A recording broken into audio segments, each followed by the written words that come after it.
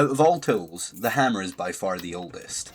When some pre-sapiens human ancestor decided to pick up a rock and crack a nut open, the hammer was born. Hey there, I'm Nat, and welcome to Rustworthy Tales, where I restore old rusty tools out of my garage. But what is rust? Stop hitting the door, it's annoying! Rust is oxidized iron, decaying away as the surface metal gives up its electrons to the surrounding oxygen, usually due to the presence of water.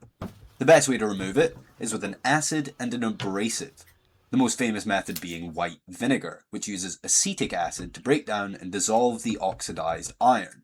For my abrasive, I'm using two types of steel wool, coarse and fine, to give things a good old scrub. But how did we get from a rock to this? Well, with a stone in hand, it became possible to shape other stones and even bone into new shapes. The knife is the most famous example, but you also get dedicated hammer stones. These were roughly carved stones, not much fancier than a normal one, but certainly easier to hold. It eventually became preferred to tie it to a stick, into the classic caveman stone hammer. After the discovery of metalworking, however, metal hammers became the it thing. First in copper, then bronze, iron, and eventually steel, like the lumps I'm working on. The designs didn't change cleanly, with different shapes cropping up over time.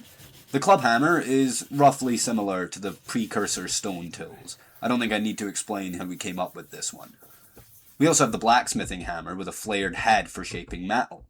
This eventually boiled down into the ball peen, which itself is also for shaping metal, with the ball side being especially good at smoothing out rivets. The claw hammer is surprisingly really old. Didn't take us long to come up with a way to put in nails and take them out. The oldest image I could find of a claw hammer dates back to 1514, though they apparently go back to the Roman era.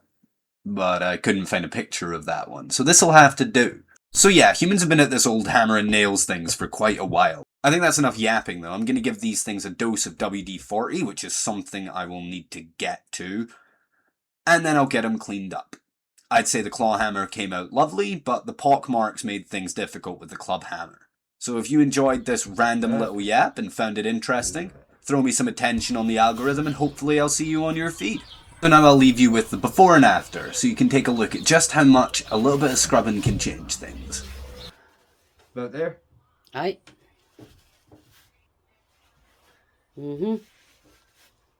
Excellent. It doesn't look that much better, but it really is, because that is... That got worse. I don't think so.